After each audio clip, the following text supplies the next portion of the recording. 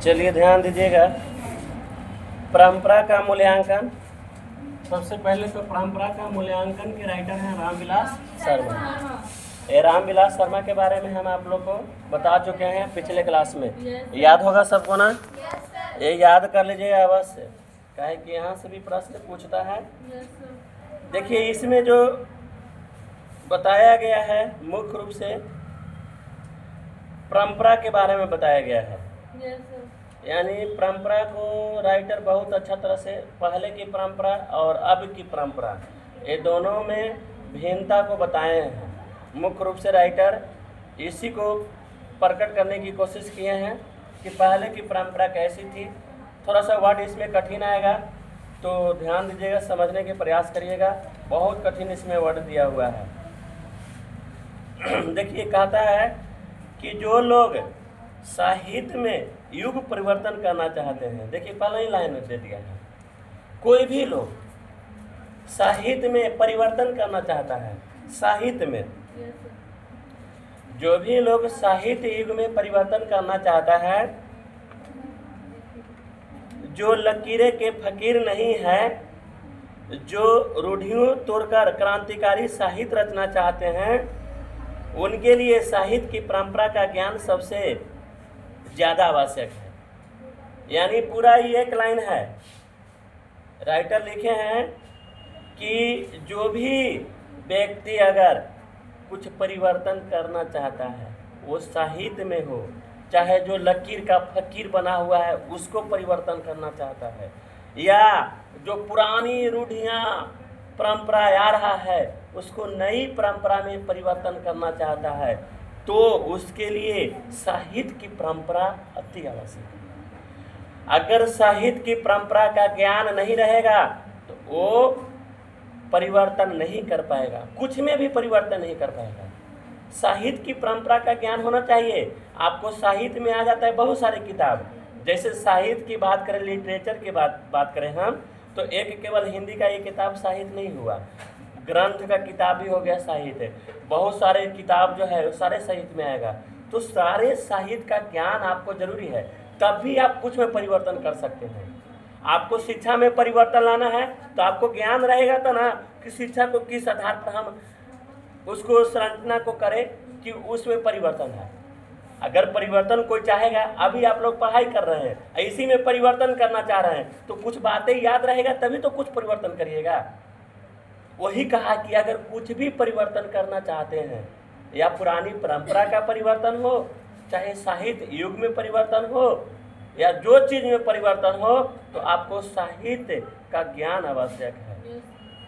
क्या ज्ञान आवश्यक है? साहित्य का ज्ञान। ये बात सही है, जिसके पास साहित्य का ज्ञान हो जाता है। देखते हैं, आप गौर करिएगा, एक रामायण का बुक जो पूरा तरह से याद कर लिया है, गौर से उसके बात को सुनिएगा, कितना उसमें परिवर्तन आता है, और उसके बाद को लोग को परिवर्तन कर देते हैं। ये भी गौर सही बात है। या अच्छे गीता के जो ज्ञानवान व्यक्ति है, गीता जिसके पास अच्छा तरह से गीता का ज्ञान है, उसकी बात को सुनकर लोग परिवर्तन में आते हैं। तो राइटर पहले ही लिख दिया है कि आपको साहित्य का ज्ञान जरूरी है। अगर साहित्य का ज्ञान रहेगा तो आप बोलिएगा ना, तो आपको बोली को सुन के व्यक्ति कहेगा कि हाँ ये पढ़ा लिखा व्यक्ति है। एक कब साहित्य का ज्ञान रहेगा तब। किसका ज्ञान रहेगा तब? साहित्य का। ये साहित्य लिटरेचर बहुत ईजी नहीं है जी, बहुत कठिन है लिटरेचर। आप लोग याद कर रहे होंगे ना, कितना परेशानी होती होगी, शायद आप ही लोग को पता है। ये साहित्य ना पढ़ रहे हैं, हिंदी क्या है? एक साहित्य है ना। तो साहित्य का ये याद रखिएगा कि कुछ भी परिवर्तन, या साहित्य युग में परिवर्तन हो, चाहे रूढ़ियों परंपरा की परिवर्तन हो, चाहे कुछ का भी परिवर्तन हो, उसके लिए किसका ज्ञान जरूरी है? साहित्य का ज्ञान जरूरी है।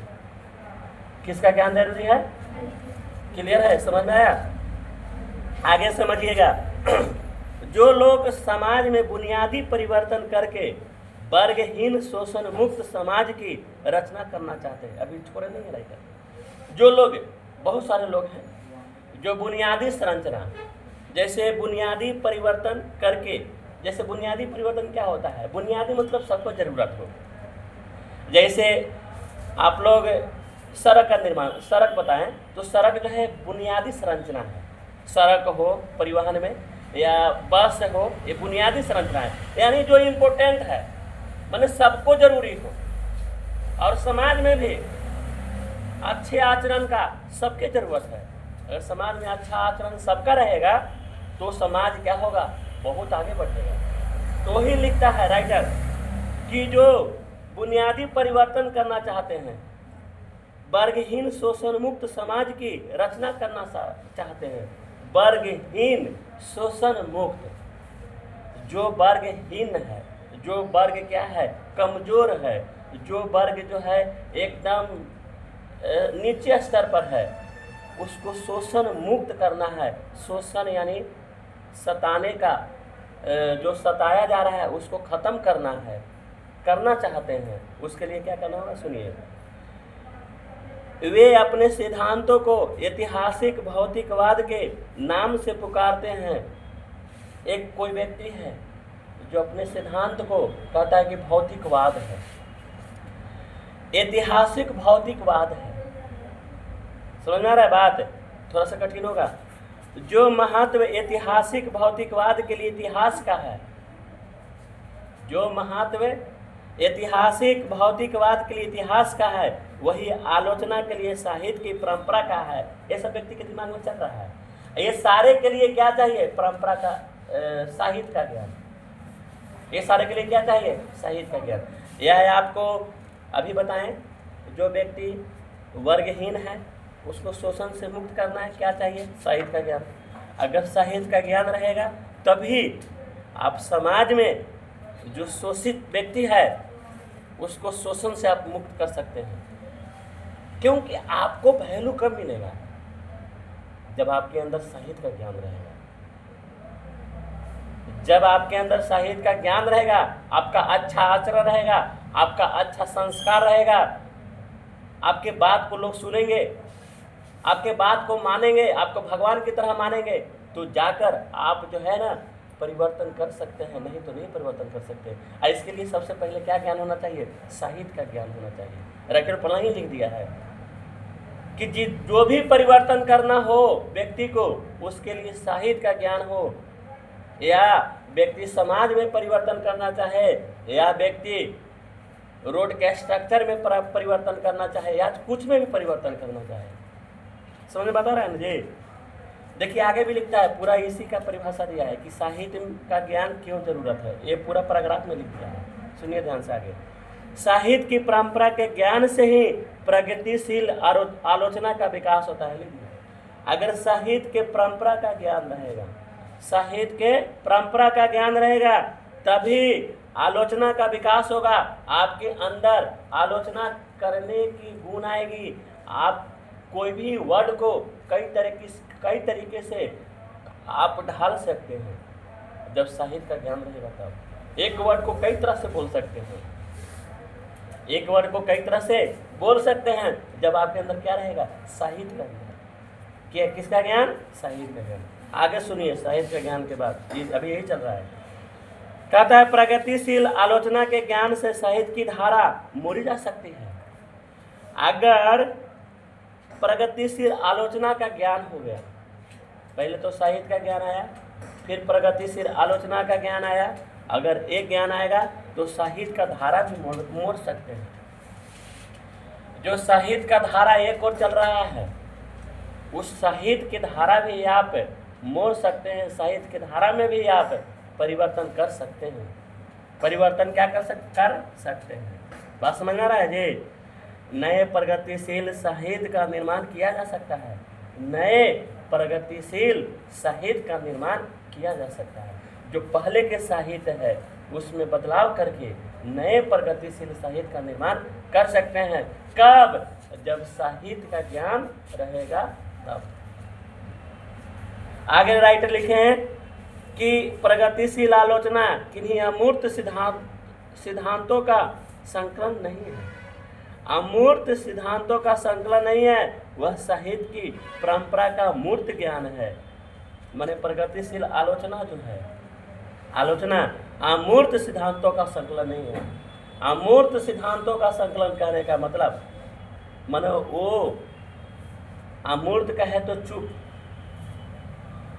माने चुप रहने वाले सिद्धांतों का संक्रमण नहीं है। साहित्य की परंपरा का मूर्त ज्ञान है। मूर्त यानी बोलना, मूर्त ज्ञान है।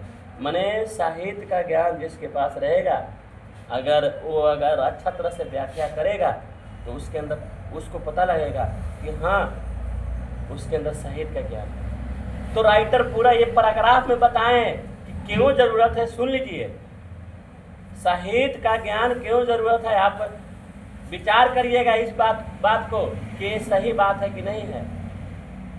यानी साहित्य का ज्ञान जरूरी है। अब आप लोग साहित्य पढ़ रहे हैं ना, इसको अच्छा तरह से पढ़िए। ये ज्ञान आपको जरूरी है। किस लिए जरूरी है? तो बदलाव के लिए जरूरी है, परिवर्तन के लिए जरूरी है। आप में परिवर्तन हो इसके लिए जरूरत है, समाज में परिवर्तन हो उसके लिए जरूरत है, देश में परिवर्तन हो उसके लिए जरूरत है। किसका ज्ञान जरूरत है? साहित्य का ज्ञान जरूरत है। बात समझ में आ रहा है ना? राइटर पूरा व्याख्या कर रहे हैं क्यों जरूरत है साहित्य का ज्ञान। अभी और कहते हैं क्या, सुनिए। यह ज्ञान उतना ही विकास समान है जितना साहित्य की परंपरा। साहित्य का ज्ञान इतना विकास समान है जितना साहित्य की परंपरा साहित्य की परंपरा में ढल रहा है। अगर विकास का ज्ञान है तो दोनों समान है। देखिए ना, परंपरा क्या रहा है, परंपरा समझ आ रहा है ना, पीढ़ी बाई चल रही है। अभी परंपरा हम लोग को 1991 से तो चल रहा है। हिंदी का गोधुली बुक 90-91 के आधारित है, इसी पर है। अभी तक 2025 तक चला है। इसमें कोई परिवर्तन आया है? पहले भी यही पढ़ते थे लोग, आज भी पढ़ रहे हैं।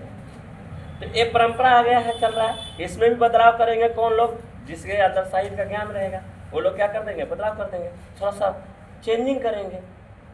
क्या करेंगे? बदलाव करेंगे। तो बदलाव के लिए क्या चाहिए? साहित्य के परंपरा का ज्ञान। क्या चाहिए? साहित्य के परंपरा का ज्ञान। याद रखिएगा, आपको एक बात याद रखना है राइटर के अनुसार कि कुछ में भी बदलाव चाहिए तो साहित्य के परंपरा का ज्ञान चाहिए। साहित्य के क्या चाहिए? परंपरा का ज्ञान। ये आप याद रखिएगा, साहित्य के परंपरा का ज्ञान चाहिए, साहित्य के परंपरा का ज्ञान चाहिए। क्लियर है ये लाइन? ये पूरा पैराग्राफ में राइटर ये बताया है कि साहित्य के परंपरा का ज्ञान कुछ में बदलाव के लिए जरूरी है, कुछ में भी बदलाव के लिए। चलिए अब आगे सुनिए अगला पैराग्राफ। साहित्य की परंपरा का मूल्यांकन करते हुए सबसे पहले हम उस साहित्य का मूल्य निर्धारित करते हैं। अब राइटर कहते हैं कि हमने साहित्य की परंपरा का मूल्यांकन किया, जांच किया। क्या थे? मूल्यांकन यानी जांच। मैंने साहित्य की परंपरा का जांच किया। साहित्य की परंपरा का क्या किया? जांच किया। तो सबसे पहले निर्धारित करते हैं जो शोषक वर्गों के विरुद्ध श्रमिक जनता के हितों को प्रतिबिंबित करता है। जो शोषक वर्ग समझ में आता है जी?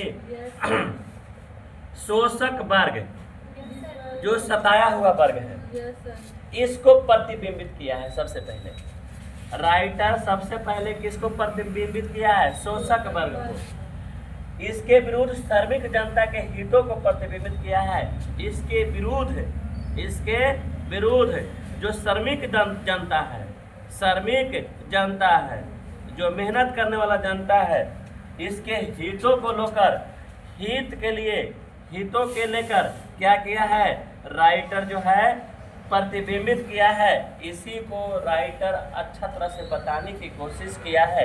यानी प्रतिबिंबित निगाह जो है सबसे पहले शोषक वर्ग पर गया और जो श्रमिक जनता है, काम करने वाला जनता है, उसके ऊपर गया। इसके विरोध में अब जो है शोषक वर्ग सताया जाएगा। श्रमिक वर्ग जो है ये तो काम करके आगे बढ़ेगा ही। इसके विरुद्ध में राइटर बहुत सारे बात बताए हैं, ध्यान से सुनिएगा। प्रतिबिंबित किया है कि शोषक वर्ग और श्रमिक जनता, इसमें क्या अंतर है? दोनों में दिखाएंगे।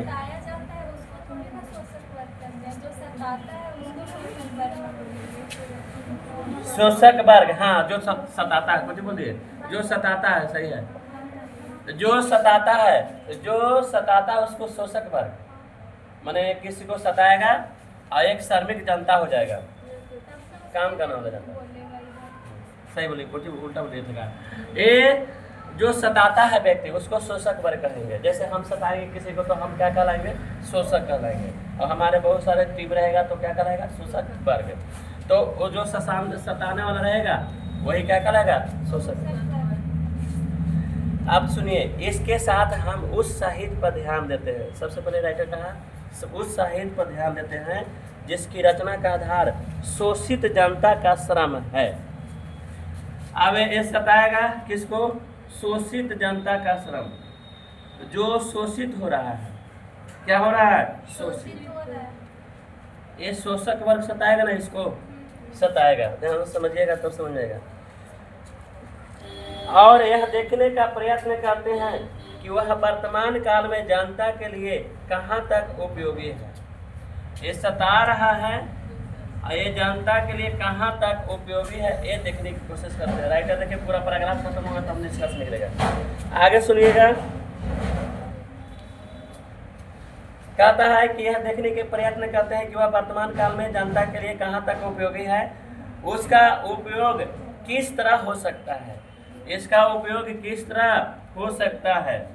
इसके अलावा जो साहित्य सीधे संपत्तिशाली वर्गों की देख रेख में रचा गया है। संपत्तिशाली, एक है संपत्ति वाला, एक है संपत्ति वाला। ये तो गरीब रहेगा, बिना संपत्ति वाला रहेगा। सताया कौन जाता है? जिसके पास कुछ नहीं रहता है, यानी गरीब रहेगा, निर्धन रहेगा, यही तो सताया जाएगा। अब सुनिए, उनके वर्ग हितों को प्रतिबिंबित करता है, उसे भी परख कर देखना चाहिए कि यह अभ्युदयशील वर्ग का साहित्य है या हास्यमय वर्ग का। इसमें भी, अब ध्यान सुनिए, इसमें भी परख के देखना होगा कि ये जो संपत्ति वाला जो है, ये जो है अब है अभ्युदयशील वर्ग, अभ्युदयशील वर्ग, अभ्युदयशील वर्ग का साहित्य है या हास्यमय वर्ग का साहित्य है। माने जो है ये ज्यादा तर सताता है कि ये किसी को क्या करता है, किसी को मदद करता है, संपत्ति वाला। ये भी देखना है। यह स्मरण रखना चाहिए कि पुराने समाज में वर्गों की रूपरेखा कभी बहुत स्पष्ट नहीं रहा। यानी ये भी पता चला हमको कि जो समाज में जो है गरीब वर्ग, शोषित वर्ग और संपत्ति वर्ग, ये दोनों के वर्ग समान नहीं रहा, दोनों का वर्ग जो है अलग रहा। माने एक तरफ सताया जा रहा है तो सबको उसको सता रहा है, उसका वर्ग अलग हो गया। और एक धनवान जो है, जो किसी को सता रहा है, उसका वर्ग जो है अलग हो गया। आगे कहता है, इसमें बात कहता है राइटर कि जहाँ पूंजीवाद का यथेष्ट विकास हो गया है, पूंजीवाद, जहाँ ज़्यादा पैसा, आज बात सही है, जिसके पास पूंजी बहुत ज़्यादा हो गया है वो उसको नहीं सताएगा लोग। पूंजीवाद जो व्यक्ति है जिसके पास ज़्यादा पैसा है उसको नहीं सताएगा। प्लस में आगे सुनिएगा, वही यह संभावना होती है संपत्तिशाली। जहाँ ज़्यादा पूंजी रहेगा वो क्या होगा? संपत्तिशाली होगा। क्या होगा? संपत्तिशाली। बात सही है, संपत्तिशाली होगा।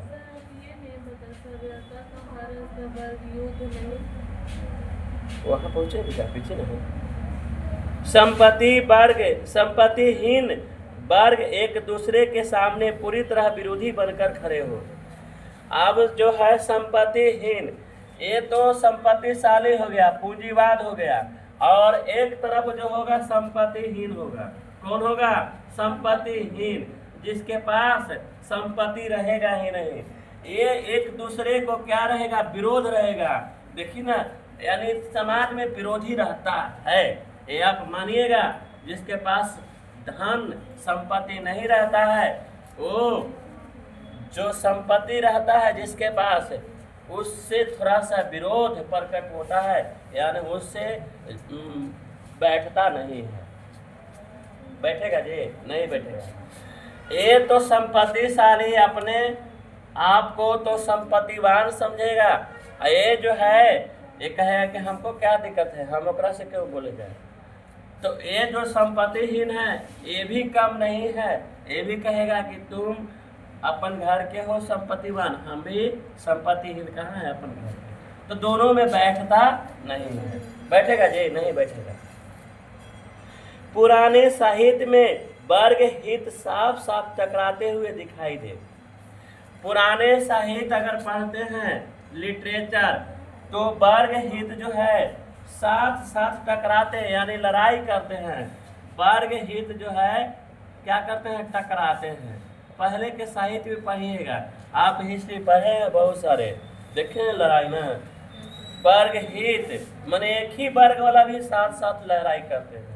एक ही वर्ग वाला महाभारत देखिए, उसमें क्या था? सब तो एक ही वर्ग के थे। सब क्या था? एक ही वर्ग के थे। सब यादव समाज ही थे। अपने में सब लड़ गए और पूरा क्या किए? समाप्त कर दिए। महाभारत का समझ आ रहा है ना जी? तो हमको बताया कि जो पुरानी साहित्य है उसमें साफ साफ टकराते हुए दिखाई दे, इसकी संभावना कम होती है। आगे सुनिएगा। सभ्यता के अनेक तत्वों की तरह साहित्य में भी ऐसे तत्व होते हैं जो विरोधी वर्गों के काम में आते हैं। सभ्यता के अनेक तत्वों की तरह साहित्य में भी ऐसे तत्व होते हैं। साहित्य में भी कुछ ऐसे तत्व होते हैं जो विरोधी वर्गों के काम आते हैं। कुछ तत्व जो है विरोधी वर्गों के काम आते हैं। किसके काम आएंगे? विरोधी वर्ग। यानी कुछ ऐसे व्यक्ति होंगे विरोधी वर्ग। मान लिया एक व्यक्ति ये है, इसको से ये विरोध कर रहा है, तो एक काम विरोधी वर्ग वाला को देगा। किसको देगा? विरोधी वर्ग वाला को। जो विरोध करता है उसी को क्या देगा? साथ देगा। कुछ समाज में ऐसे लोग भी होते हैं जो विरोध करने वाले को ही साथ देते हैं। जैसे आज राजनीति में भी विरोध होता है। जैसे कोई भी विरोध हो, किसी राजनीतिक पार्टी का विरोध हो, उसको विरोध करने वाला सबको विरोध करता है कि हाँ वो गलती कर रहा है भाई, सही बात है, गलती कर रहा है। यानी विरोध करने वाले को क्या देता है? कुछ लोग साथ देता है। ये बात सही है। विरोध आप करिए, लगे जचेगा व्यक्ति को, हाँ ये व्यक्ति सही कर रहा है, इसके पीछे चलना चाहिए। यानी विरोध करने वालों को क्या देता है? साथ देता है। आग जलाकर खाना पकाना मानव सभ्यता का समान तत्व बन गया है। बात सही है, समान तत्व है। आज मानव जो है आग जला के खाना बना रहा है और खा रहा है। शुरू मैंने कहने का राइटर का मतलब है कि जो परंपरा चले आ रहा है उसी परंपरा को ढोले चल रहा है। जो परंपरा चले आ रहा है उसी परंपरा को ढोले चल रहा है। यानी वो समान बन गया है, कोई उसमें परिवर्तन नहीं कर रहा है। राइटर पहले ही बता दिए हैं कि साहित्य के परंपरा का ज्ञान व्यक्ति के पास है ही नहीं। अगर रहेगा तभी बदलाव होगा। मानव को वो आदत हो गया है, जैसे आग जलाकर खाना पका के खाने का आदत हो गया है, उसी प्रकार रहने का आदत हो गया है। जैसे लोग पहले रहे थे उसी प्रकार आज भी लोग रह रहे हैं। परिवर्तन कुछ ज़्यादा नहीं हुआ है, समान तत्व बन गया है। कल कारखानों में भाप और बिजली से चलने वाली मशीनों का उपयोग समाजवादी व्यवस्था में होता है। बात सही है। जहाँ समाजवादी व्यवस्था है, समाजवादी व्यवस्था जहाँ क्या है? समाजवादी व्यवस्था, वहाँ पर भाप और बिजली से चलने वाली मशीनों का उपयोग होता है। भाप और बिजली, भाप और बिजली, बिजली से चलने वाली मशीनों का उपयोग होता है। मशीनों का क्या होता है? उपयोग होता है। याद रखिएगा इसमें। और पूंजीवादी व्यवस्था में भी, ये पूंजीवादी व्यवस्था में सही है, जिसके पास पूंजी रहेगा वो कई मशीनें खरीद लेगा। और मशीनें खरीद लेगा तो बताओ उसके पास कोई दिक्कत होगा? नहीं। और वो जो है वो समाजवादी व्यवस्था करेगा। कैसा व्यवस्था करेगा? समाजवादी। सभ्यता का हर स्तर वर्ग युद्ध नहीं होता। बात सही है। जो भी सभ्यता चल रहा है उस सभ्यता का हर स्तर वर्ग युद्ध नहीं होता, वर्ग युद्ध नहीं होता है। बात ये आप ध्यान में नहीं रखिएगा कि जो भी सभ्यता चलेगा उसमें वर्ग युद्ध होगा। क्या होगा? वर्ग युद्ध। यानी कहने का मतलब जो है एक ही वर्ग में युद्ध, या उस वर्ग जो जिस वर्ग में जो सभ्यता चल रहा है उसमें युद्ध। अभी तो सभ्यता कलयुग का चल रहा है ना, अभी तो मॉडर्न सभ्यता चल रहा था। हम लोग बहुत सारे सभ्यता पढ़े थे, जैसे सिंधु घाटी सभ्यता भी पढ़े थे। उसके बाद धीरे सभ्यता, नवपाषाण काल, ये सब सभ्यता में आया था ना, और पूरा पाषाण काल पढ़े थे हम लोग। ये सारे पढ़ते पढ़ते आज हम लोग मॉडर्न सभ्यता में हैं, आधुनिक सभ्यता में हम लोग प्रवेश कर गए हैं।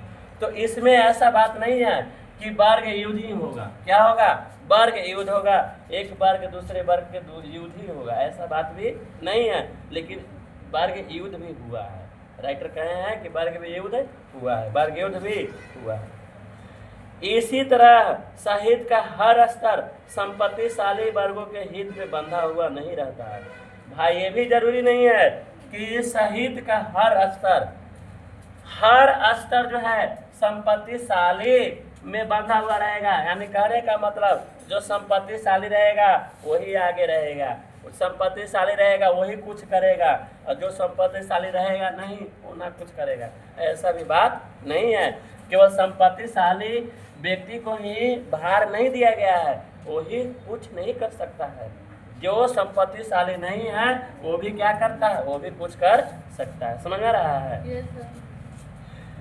साहित्य की इस व्यापकता को स्वीकार न करना वैसे ही है जैसे समाजवादी व्यवस्था में बिजली का उपयोग न करना। माने आप ये जरूर स्वीकार करिए कि संपत्तिशाली भी कर सकता है और संपत्तिशाली जो ना है वो भी कर सकता है। ये जो ना स्वीकारता है, जो नहीं मानता है कि नहीं पूंजी वाला ही आगे बढ़ता है, बिना पूंजी वाला नहीं बढ़ता है, वो जैसे बिजली जिसके घर में ना है वो ऐसा है। राइटर कहे हैं कि उपयोग ना कर पाना, बिजली है उपयोग ना करना, वैसा बात है।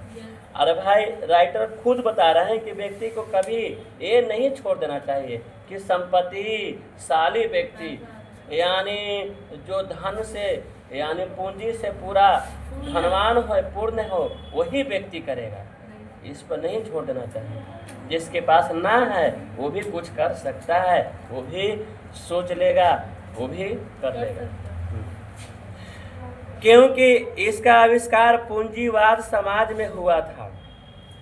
क्योंकि इसका आविष्कार पूंजीवाद समाज में हुआ था। यानी बिजली का आविष्कार कहाँ हुआ था? पूंजीवाद से। बिजली का आविष्कार आम लोग करेगा नहीं। आविष्कार कहाँ हुआ था? पूंजीवाद समाज में हुआ था। उसका उपयोग भी पूंजीपतियों ने अपने हित में किया था।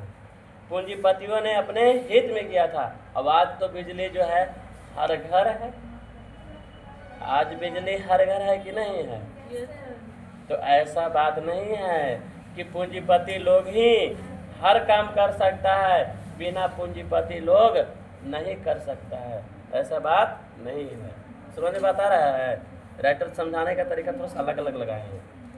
साहित्य मनुष्य के संपूर्ण जीवन से संबंध है। ये भी लाइन याद रखिएगा। साहित्य जो है संपूर्ण जीवन से संबंध है, ये बात याद रखिएगा। पूरा जीवन आपको साहित्य साथ साथ चलेगा।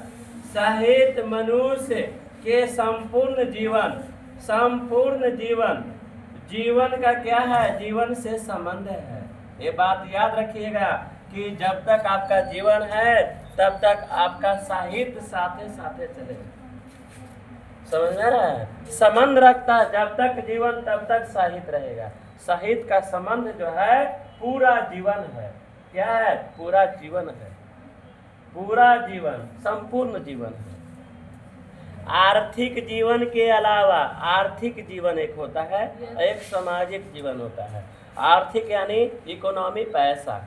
आर्थिक जीवन के अलावा मनुष्य एक प्राणी के रूप में भी अपना जीवन बिताता है। बात सही है। आर्थिक एक धनवान व्यक्ति के रूप में जीवन बिताएगा। और एक प्रेमानंद बाबा जी हैं, केवल क्या है, प्राणी, मनुष्य एक प्राणी के रूप में जीवन बिता रहे हैं। यानी मनुष्य एक प्राणी है ना, उनके पास क्या धन दौलत है, कुछ नहीं, मतलब है ना। तो एक मनुष्य प्राणी के रूप में जीवन बिताएगा और एक संपत्ति पूरा धनवान व्यक्ति है उस रूप में जीवन को बिताएगा। तो वही राइटर लिखते हैं कि आर्थिक जीवन के अलावा मनुष्य एक प्राणी के रूप में भी अपना जीवन बिताता है, प्राणी के रूप में जीवन बिताता है। किस रूप में, प्राणी के रूप में। ये वर्ड भी याद रखिएगा, प्राणी के रूप में मनुष्य क्या जीवन बिताता है, प्राणी के रूप में। साहित्य में उसकी बहुत सी आदिम भावनाएं प्रतिफलित होती है। बात सही है।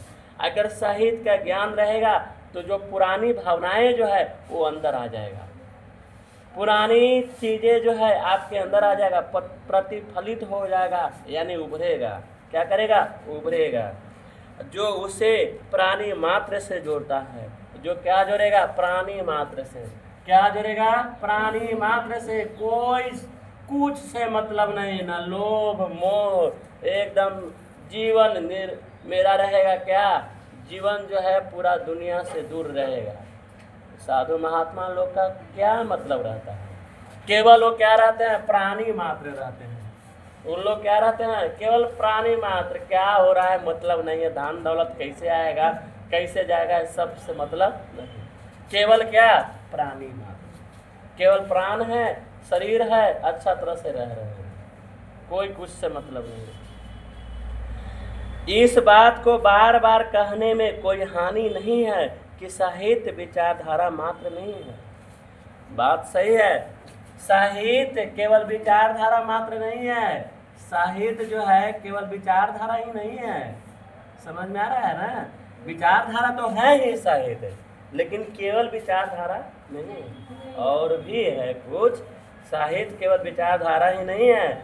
आप विचारधारा लेना चाहते हैं ना तो बहुत सारे साहित्य है, रामायण पढ़ लीजिए, साहित्य हो गया है, उससे बहुत सारे विचारधारा आपको मिलेगा अंदर में।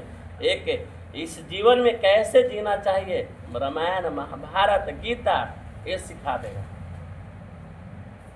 एकदम एबिलिटी बना देगा। आप उसका अच्छी तरह से ज्ञान ले लेंगे तो आपको योग कहेगा। और सच बात है, गीता को खाली याद कर लीजिए ना, इसके बाद आपका महत्व बहुत बढ़ जाएगा, क्योंकि आपके अंदर साहित्य का ज्ञान कुछ आ गया है। तो ये केवल साहित्य क्या है, विचारधारा मात्र नहीं है, बल्कि आगे कहता है उसमें मनुष्य का इंद्रिय बोध है। मनुष्य के इंद्रिय बोध, उसकी भावनाएं भी व्यंजित होती है। बताओ, मनुष्य का इंद्रिय जो बोध कैसे होगा, मनुष्य का भावनाएं कैसे पनपता है, ये सारे भी इस साहित्य में वर्णित है। केवल विचारधारा ही नहीं, केवल विचारधारा ही नहीं, बोध, मनुष्य का बोध, भावनाएं भी इसमें क्या है, व्यंजित है, लिखा हुआ है, वर्णन किया हुआ है। साहित्य का यह पक्ष अपेक्षाकृत अस्थायी होता है।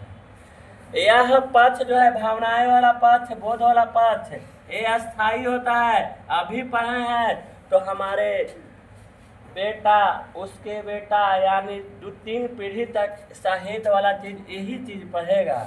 समझ में आ रहा है ना। देखिएगा, जो प्राणी मात्र व्यक्ति कहें तो साधु महात्मा लोग, प्रेमानंद जैसे व्यक्ति, वो लोग जो है क्या क्या बातें करते हैं, पहले के ही बात बोलते हैं। कृष्ण भगवान के रूप का चर्चा करेंगे, राम भगवान के रूप का चर्चा करेंगे, उनके जीवन की व्याख्या करेंगे, कृष्ण भगवान के जीवन की व्याख्या करेंगे, बहुत सारे देवता मुनि हुए उनका व्याख्या करेंगे, उन्हीं के ऊपर चलने की कोशिश करेंगे, आपको बताने की कोशिश करेंगे। तो इसमें परंपरा है, अस्थाई है, सॉरी, इसमें क्या है, अस्थाई है। अस्थाई है बेटे, आज से आ रहा है। हमारे दादा भी नाम लिए थे, राम राम राधा राधा, हम भी ले रहे हैं, आने वाला समय में भी लिया जाएगा, है कि ना। आगे, साहित्य में विकास प्रक्रिया उसी तरह संपन्न नहीं होती है जैसे समाज में। ये भी अलग बात है, बात सही है। समाज में जैसे विकास होता है, समाज में जैसे विकास होता है वैसे साहित्य परंपरा में विकास नहीं होता है। साहित्य विकास प्रक्रिया में विकास नहीं होता है, साहित्य में विकास नहीं होता है। समझ में आ रहा है? सामाजिक विकास क्रम में सामंती सभ्यता की अपेक्षा पूंजीवादी सभ्यता को अधिक प्रगतिशील कहा जा सकता है। समझ में आया? अगर समाज में अगर बात करें तो प्रगति कौन करेगा? जिसके पास ज़्यादा पूंजी रहेगा वो क्या करेगा? समाज में प्रगति करेगा। समाज में वही व्यक्ति प्रगति करेगा जिसके पास ज़्यादा पूंजी रहेगा, जिसके पास क्या रहेगा? पूंजी रहेगा। और पूंजीवाद सभ्यता के मुकाबले समाजवादी सभ्यता को, कहने का मतलब है सामाजिक विकास क्रम जब होगा, समाज में विकास, सामाजिक विकास क्रम क्या होगा? सामाजिक विकास क्रम हो रहा है। चलिए, विकास क्रम हो रहा है, सामाजिक विकास क्रम। इसमें क्या होगा? तो समांती सभ्यता की अपेक्षा पूंजीवादी सभ्यता को अधिक प्रगतिशील कहा जा सकता है। बात सही है। जो समांती व्यवस्था है, जो समांती जो है सभ्यता, समांती सभ्यता जो है, इससे जो है कौन? पूंजीवादी जो सभ्यता है ये आगे होगा। समांती सभ्यता क्या होता है? समांती लोग क्या होता है? समांती लोग जो होते हैं, जो कह सकते हैं हम एक ग्रुप में रहते हैं समांती लोग, यहाँ पर कह सकते हैं ऐसे। समांती उसको कहा जाता था जिसको पास ज़्यादा जमीन होता था, वो समांती कहलाता था पहले। तो उससे ज़्यादा कौन प्रगतिशील करेगा? जिसके पास पूंजी रहेगा, पैसा, तब पूंजी में सब आ जाएगा, जमीन भी, पैसा भी, धन दौलत सभी। तो समांती से ज़्यादा प्रगति कौन करेगा? पूंजी वाला। लेकिन कहता है आगे भी, और पूंजीवादी सभ्यता के मुकाबले समाजवादी सभ्यता प्रगति करेगा। समांती से ज़्यादा प्रगति कौन करेगा? पूंजीवादी। और सामंती से ज़्यादा करेगा पूंजीवादी, और पूंजीवादी से ज़्यादा करेगा समाजवादी। समाजवादी जो है ज़्यादा प्रगति करेगा। प्रगति सामंती से करेगा पूंजीवादी, और पूंजीवादी से ज़्यादा प्रगति कौन करेगा? समाजवादी प्रगति ज़्यादा करेगा। ये ज़्यादा समाजवादी प्रगति करेगा। आज देख लीजिए, रूस जो है समाजवादी को अपनाता है, तो वो जो देखिए कितना आगे है। रूस जो है कैसा देश है? समाजवादी देश है। कैसा देश है? समाजवादी। अमेरिका कैसा देश है? पूंजीवादी देश है। अमेरिका कैसा है? पूंजीवादी देश। अमेरिका से भी ज़्यादा है ना रूस प्रगति से। तो पूंजीवादी से ज़्यादा प्रगति कौन करेगा? समाजवादी। और समांती से कौन? जो परंपरा से चले आ रहा है, समांती इसमें भी आ जाएगा। परंपरा से चले आ रहा है, उसी को टोले चल रहा है, वो ज़्यादा प्रगति नहीं करेगा, लेकिन पूंजीवादी उससे ज़्यादा प्रगति करेगा। जैसे आगे सुनिएगा, इसमें पुराने चरखे और करधे के मुकाबले मशीनों के व्यवहार से श्रम की उत्पादकता बहुत बढ़ गई। बात सही है। चरखा और करधा गांधी जी वाला, ये चरखा गांधी जी वाला था, करधा गांधी जी वाला था। इससे ज़्यादा जो है आज मशीनों से उत्पादन हो रहा है। इससे ज़्यादा मशीनों से क्या हो रहा है? उत्पादन हो रहा है। अरे हाथ से जो चलाता है ना, उसी में करधा नाम होता है। चरखा जो होता है वो क्या करने का काम करता है? वो सिलाई धागा को अथी करने का काम करता है, और करधा बीनने का काम करता है। समझ रहे हैं? उसी में आता है। तो ये चरखा और करधा जो है, इससे ज़्यादा कौन काम करेगा? मशीन। मशीन से उत्पादन क्या होगा? ज़्यादा होगा। पर यह आवश्यक नहीं है कि सामंती समाज के कवि की अपेक्षा पूंजीवादी समाज का कवि श्रेष्ठ है। कवि में अंतर हो जाएगा, कवि में अंतर हो जाएगा। अगर ऐसा बात नहीं है कि गरीब लोग कवि नहीं बने हैं, दिमाग उनके पास है, जितना दिमाग अमीर लोग के पास होता है उतना दिमाग गरीब लोगों के पास भी होता है। एक कभी भी बेशतर बन सकते हैं, और ऐसा बात नहीं है समानती, पूंजीवादी भी कभी अच्छा बन सकते हैं, पूंजीवादी भी कभी अच्छा बन सकते हैं। अब मशीन की तुलना में तो सही बताया, पैसा की तुलना में तो सही बताया, ये तो सही बात है भाई। अगर पैसा इसके पास कम है तो एक कम प्रगतिशील होगा, इसके पास ज़्यादा है तो ज़्यादा प्रगतिशील होगा, इससे भी ज़्यादा ये प्रगतिशील होगा।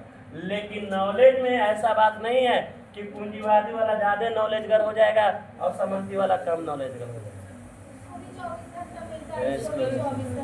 करने पर दोनों ऐसा बात राइटर लिख दिए हैं कि सामंती कभी जो है ये श्रेष्ठ नहीं हो सकता, ये श्रेष्ठ होता था, ऐसा बात नहीं है। समझ में आ रहा है ना? कई तरह से उदाहरण ले रहे हैं राइटर। अब इसीलिए समझा रहे हैं कि आप एक नहीं समझ लीजिएगा कि पूंजीवादी का ज्यादा दिमाग होगा, उसका 2-4 को दिमाग अच्छा रहेगा, नहीं, एक के दिमाग सबका होता है, एक के दिमाग सबका होता है। पूंजीवादी का भी दिमाग जितना होता है जितना दिमाग सामंती व्यवस्था गरीब व्यवस्था वाले को होता है। समझ में आ रहा है बात ना? आगे सुनिएगा, कह रहा है यह भी संभव है कि आधुनिक सभ्यता का विकास कविता के विकास का विरोधी हो। ये भी संभव है, आधुनिक सभ्यता का विकास जो है कविता के विकास का विरोधी हो। आधुनिक सभ्यता का विकास, अभी कौन सभ्यता चल रहा है? आधुनिक सभ्यता। इसका विकास जो है कविता का विरोधी हो। क्या कहता है? कविता का विरोधी हो, कविता का विरोधी हो। यानी कहता है कि आधुनिक समाज का सभ्यता का विकास तभी होगा जो कविता के ऊपर नहीं चलेगा। माने ये लोग कहते हैं कविता के विरोधी, कविता के क्या हो जाएंगे? विरोधी। यानी कहने का मतलब है कि एक कविता का अगर विकास होगा तो आधुनिक सभ्यता का विकास नहीं होगा।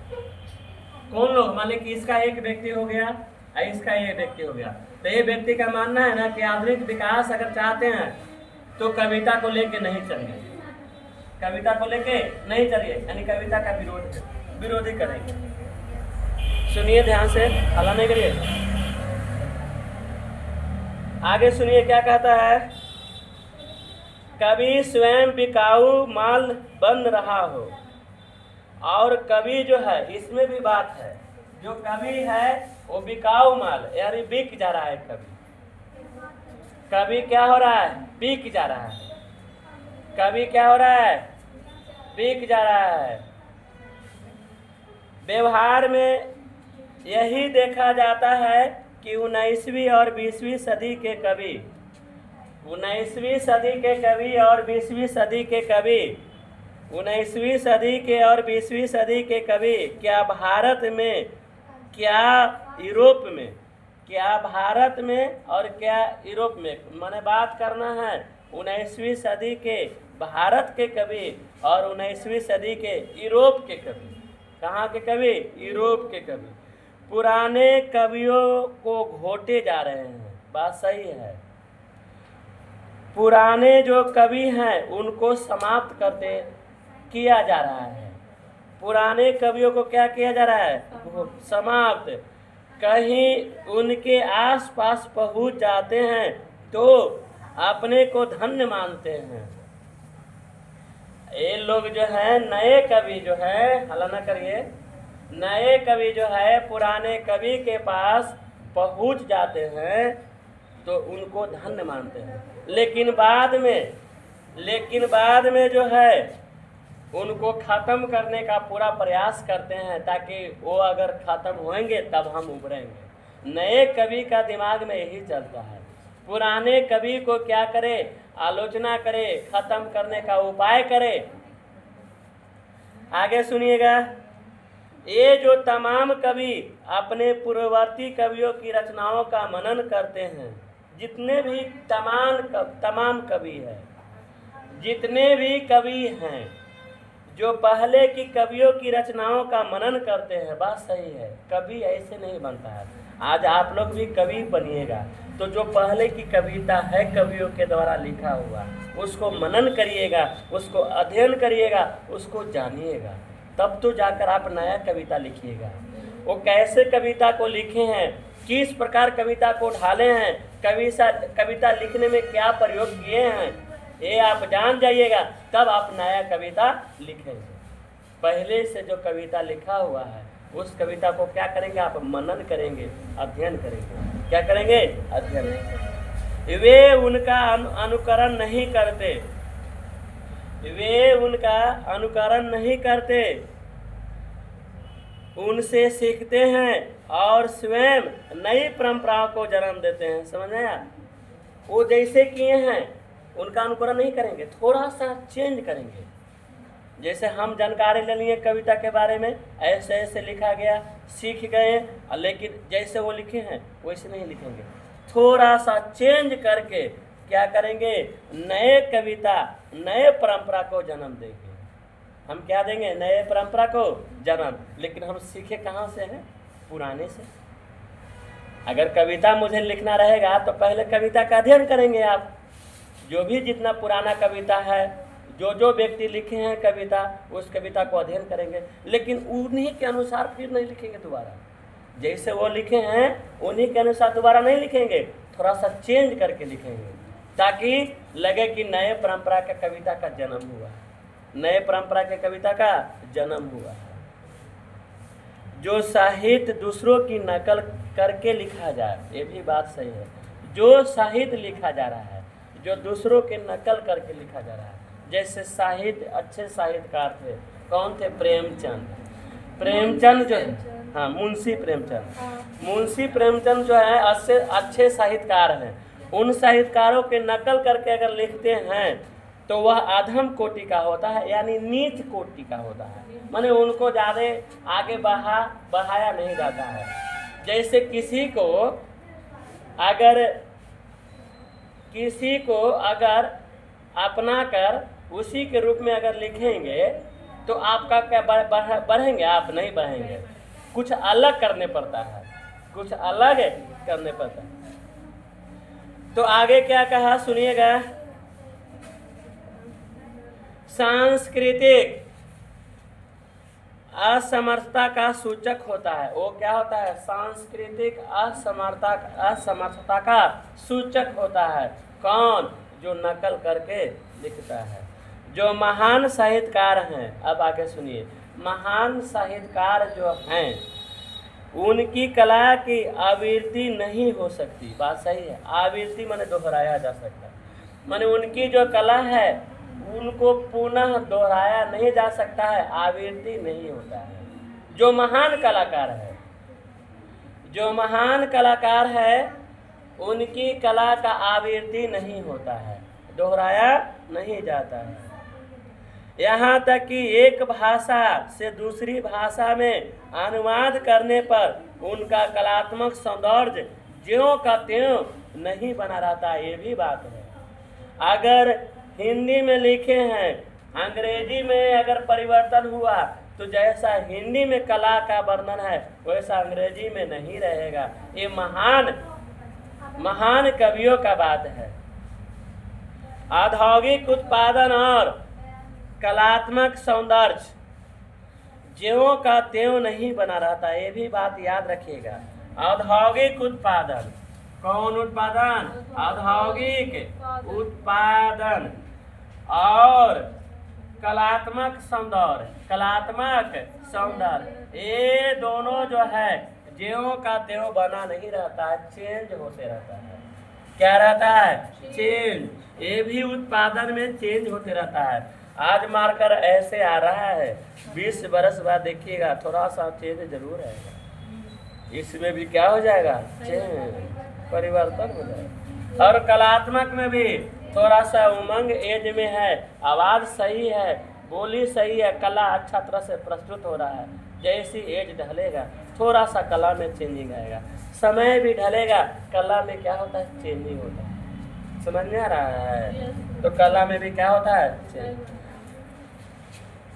औद्योगिक उत्पादन और कलात्मक उत्पादन में बहुत बड़ा अंतर नहीं है, दोनों में परिवर्तन होता है, कला में भी औद्योगिक में भी अंतर नहीं है। अमेरिका ने, सुनिए, अमेरिका ने, ये क्या कर रही है तुम लोग, अमेरिका ने एटम बम बनाया, बात सही है। आप जानते हैं 1945 में ही अमेरिका ने क्या बनाया, एटम बम। एटम बम बनाया 1945 में। रूस ने भी बनाया एटम बम, रूस ने भी बनाया एटम बम। अमेरिका बनाया, रूस बनाया, पर शेक्सपियर के नाटकों जैसी चीज का उत्पादन दोबारा इंग्लैंड में नहीं हुआ। शेक्सपियर का नाटक आप पढ़े होंगे, शेक्सपियर का नाटक 10वां में पढ़ना है। शेक्सपियर, हाँ, विलियम शेक्सपियर, ये विलियम शेक्सपियर जो हैं, ये विलियम शेक्सपियर हैं, ये नाटक लिखते हैं। इनका नाटक, इनके तरह का नाटक इंग्लैंड में लिखने वाला कोई पैदा नहीं हुआ, इंग्लैंड में लिखने वाला कोई पैदा नहीं हुआ। लेकिन अमेरिका जैसा एटम बम निर्माण करने वाला रूस पैदा हो गया, रूस भी एटम बम अमेरिका जैसा कर दिया, भारत भी कर दिया। यानी बम का निर्माण सब कोई कर दे रहा है। लेकिन ये कला जो है, ये कला जो है, नाटक लिखने का कला शेक्सपियर के तरह आज तक कोई नहीं आया।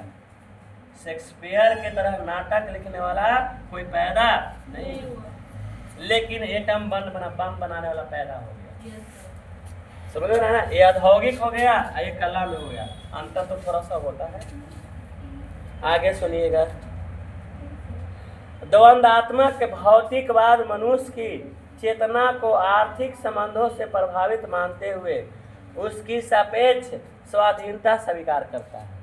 जो द्वंद्वात्मक भौतिकवाद, मनुष्य द्वंद्वात्मक है, दोनों को मानने वाला, जो मनुष्य है उसकी चेतना को आर्थिक संबंधों से प्रभावित मानते हुए उसकी सापेक्ष स्वाधीनता स्वीकार करता है। आर्थिक यानी पैसा, उसके संबंध प्रभावित मानता है, उसकी सापेक्ष स्वाधीनता स्वीकार करता है कि जो आर्थिक रूप से जो बड़ा है, धन दौलत से, वही कुछ कर सकता है। आर्थिक संबंधों से प्रभावित होना एक बात है, बात सही है। आर्थिक संबंध जो है उससे प्रभावित होना एक बात है, उनके द्वारा चेतना का निर्धारित होना और बात है। उनके द्वारा चेतना का निर्धारित होना और बात है। एक शक्तिशाली व्यक्ति, पैसे वाले व्यक्ति है, संपत्ति वाला व्यक्ति है, उसको से प्रभावित होना आम बात है। प्रभावित सबको ही हो जाता है, क्योंकि उसके पास पैसा है, कुछ भी कर सकता है, प्रभावित होगा। उसके चेतना की प्रभावित होना और बात है कि भाई वो इतना अमीर कैसे बन गया। उसके चेतना से निर्धारित होना और बात है। भौतिकवाद का अर्थ भाग्यवाद नहीं है। अब देखो, भाग्यवाद में एंट्री किया रहा है। भौतिकवाद का अर्थ भाग्यवाद नहीं है। सब कुछ परिस्थितियों द्वारा अनिवार्यता निर्धारित नहीं हो जाता, बात सही है। परिस्थिति के द्वारा निर्धारित नहीं है। आज परिस्थिति आप लोग को पढ़ाई करने का है, तो ये भी पूरा निर्धारित नहीं है कि आप लोग केवल पढ़ते रहते हैं। परिस्थितियों के आधार पर केवल निर्धारित नहीं रहता है, चेंज होते रहता है। भाग में क्या कहता है? भाग में कहता है कि जो लिखा हुआ है वही होगा। यही ना भाग में हम लोग कहते हैं। भाग में क्या कहते हैं कि जो भाग में रहेगा वही होगा, जो भाग में रहेगा वही होगा। यदि मनुष्य परिस्थितियों को का नियामक नहीं है तो परिस्थितियां भी मनुष्य का नियामक नहीं है, बात सही है। अगर जिस परिस्थिति में मनुष्य रह रहा है उस परिस्थिति को दूर करने का अगर कोशिश नहीं करेगा मनुष्य, तो मनुष्य, परिस्थितियां भी मनुष्य को नहीं चेंज करेगा। अगर मनुष्य परिस्थिति को चेंज नहीं करना चाहता है तो परिस्थिति भी मनुष्य को चेंज नहीं करेगा। समझ रहा है? आगे सुनिए।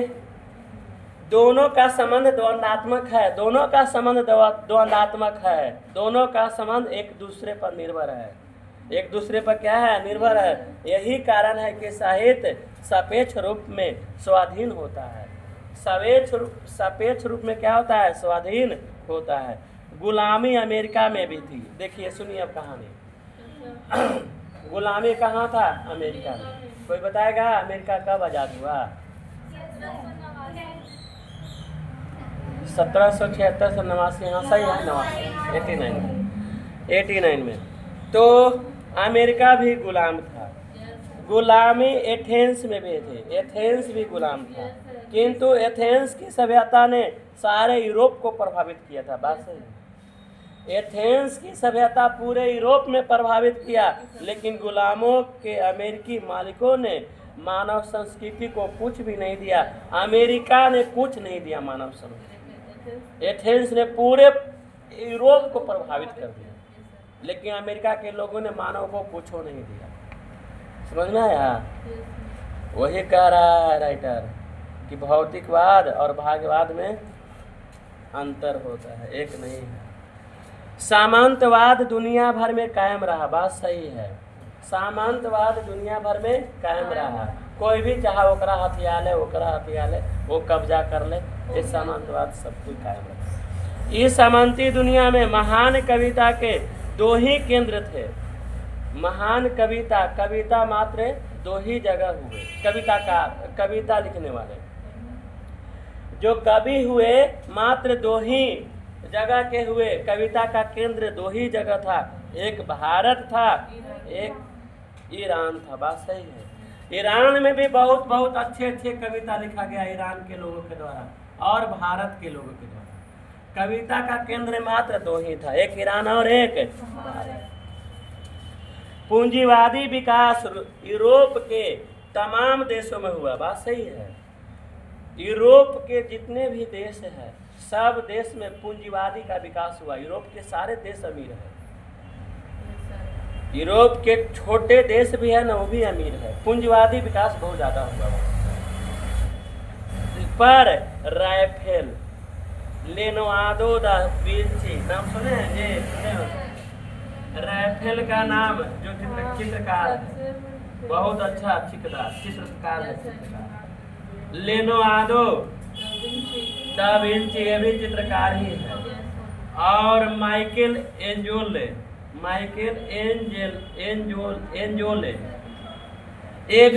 ये सारे चित्रकार कहाँ की देन है? इटली की देन है। कहाँ की देन है? ये सब राफेल की बात करें, लियोनार्डो दा विंची की बात करें, माइकल एंजेलो की बात करें, ये सारे कहाँ के हैं? इटली के हैं। कहाँ के हैं? इटली की है। अब बताइए, यहाँ हम एक और देखते हैं कि विशेष सामाजिक परिस्थितियों में कला का विकास संभव हुआ। यहाँ सामाजिक परिस्थिति अलग था, खराब था, फिर भी कला का विकास देखिए कितना हुआ। कला का विकास हुआ कि नहीं? कला का विकास हुआ। तो राइटर पहले लिख दिए कि साहित्य का परंपरा का ज्ञान जो है हर क्षेत्र में क्या होगा? बदलाव लाएगा। तो कला का विकास हुआ कि नहीं?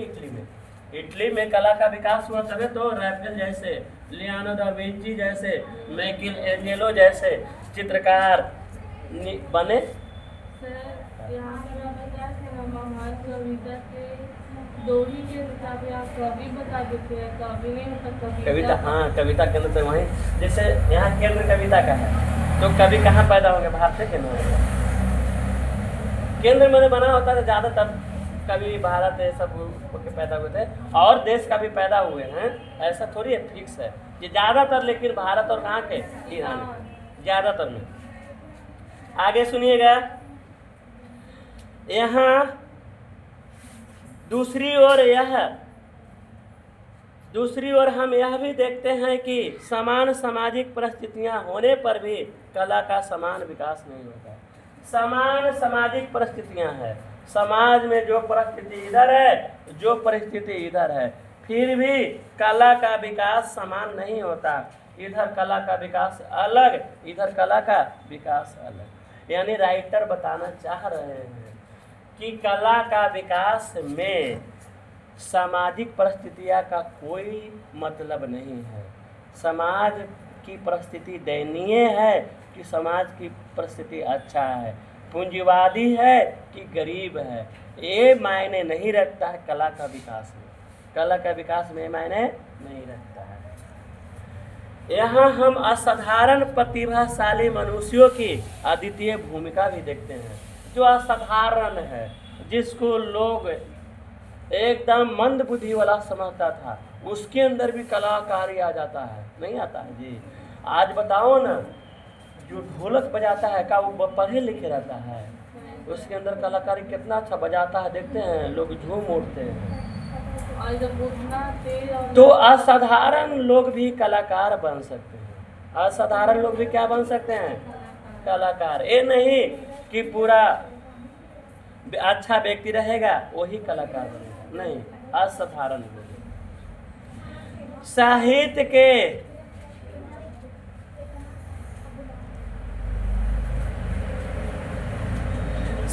के निर्माण में प्रतिभाशाली मनुष्यों की भूमिका निर्णायक है।